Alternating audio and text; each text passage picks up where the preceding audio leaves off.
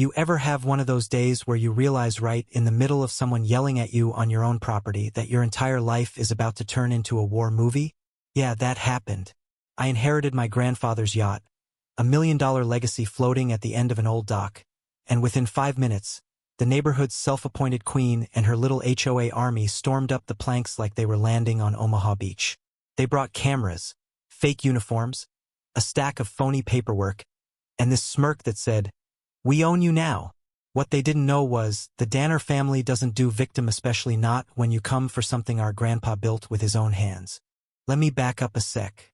The Sea Serpent isn't just a boat, it's the last big thing Grandpa made before he got sick. Every polished brass latch, every inch of teak, he did it himself. He was a vet, a guy who kept records of everything. That's probably the only reason this story has a happy ending, to be honest.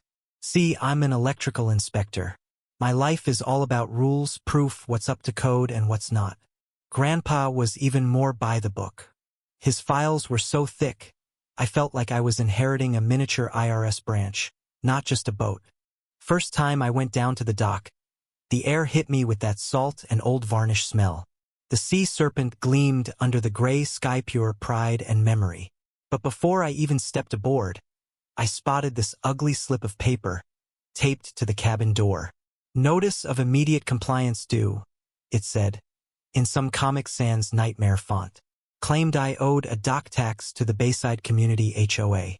Signed by Linda P., Vice President.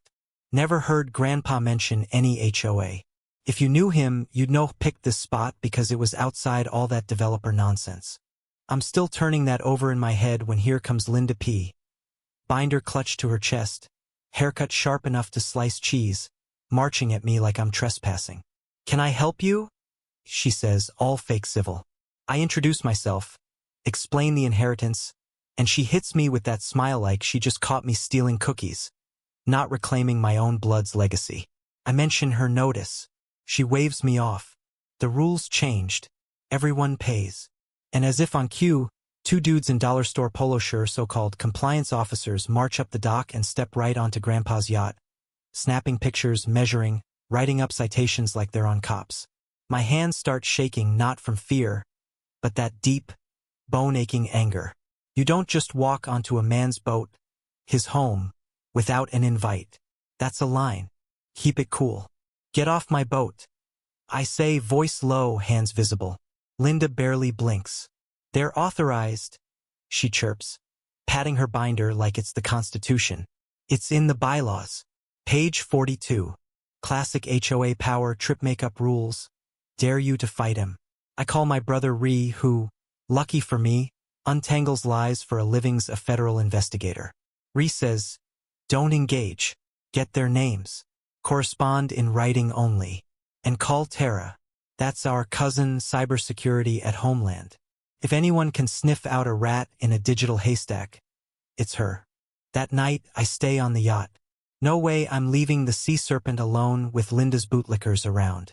Inside, the place is just as Grandpa left it, tight, secure, organized. I start digging through his files. Jackpot. Original deeds from the 60s, county exemption forms from the 80s, Ando, this one's sweet, a settlement agreement from a decade back stating in writing that Grandpa's land and dock were permanently outside any HOA. But wait, it gets better. I find an old final warning notice signed by Linda, dated a full week before the meeting where she claims the dock tax was approved. My grandpa's printer time-stamped it. They didn't just fudge the rules, they committed fraud. The next morning, the HOA's goon squad is out at sunrise, hammering bright orange violation signs to my dock, as if the public shaming will break me. Linda stands back, arms crossed, sipping on her sense of power. "Good morning. That's $250 a day now. Interest applies." Her confidence is bulletproof. I just look her in the eye and say, "Linda, my family investigates fake documents for a living. You sure you want to push this?" For a split second, her smile twitches. Then she's back in character, calling me a squatter and walking away. Now, here's the twist you didn't see coming. My family? We're not just tight-knit. We're a SWAT team of law, code, and cybersmarts. Ree's internal affairs, Tara Hunt's digital footprints, And my sister Jamish's a county prosecutor. I bring them all into a group chat and lay out the evidence. Fake notices, illegal entry, forged docs. Instantly, the phones light up. Ree asks about security cams. Tara wants digital files. Jamie says, "From now on, you are a camera. Document everything." I remember Grandpa's old trail cam mounted under the eaves. Grab the SD card. Play the video. Linda's officers trespassing on tape. Tara pulls the metadata from Linda's PDF, confirms the date and author. Jamie explains it like this. She created the fee before the vote. That's premeditated fraud. Then Tara finds the smoking gun forwarded email where Linda literally writes, "Just post the notices. The family is out of state. They'll never fight it. But Grandpa saved everything. And now so do we." From then on, I go full ghost, never respond, never argue. Just watch, record, build the case. Danny, the enforcer, starts yelling threats from the dock. I film it. Their letters get nastier, threatening liens, foreclosure. All illegal. But Jamie is digging deeper. She uncovers that Linda's bylaws are unfiled fakes and discovers Mark, the head officer, has a felony fraud conviction. No insurance. No real authority. No legal standing. With everything documented, we go for the checkmate. Ree writes Linda, posing as my lawyer, acting desperate, asking for a sit-down to settle. She bites. Day of the meeting, Tara's running audio in my cabin. Jamie waits in a parked car, sheriff at her side, paperwork ready. Ree plays the polite rep, asking Linda to walk through the made-up rules and enforcement. She brags, admits she never filed amendments, says, "We just posted online." She admits her officers aren't real, that they never expect anyone to fight back. Within minutes, it's all recorded. Then Jamie walks up, prosecutor badge gleaming, flanked by a deputy. "Linda Pritchard, you're being detained for property fraud, conspiracy, and impersonating a public officer." Click. Handcuffs. That's justice. You'd think that was the end, but it was just the start. Once Linda's gone, the stories start pouring out. Arthur, a 40-year neighbor, paid her $6,000 for a fake emergency assessment. A widow nearly lost her home because her grass was a half-inch too high. Fishing gear stolen under the guise of inspections. It's not just greed, it's predatory, systematic abuse.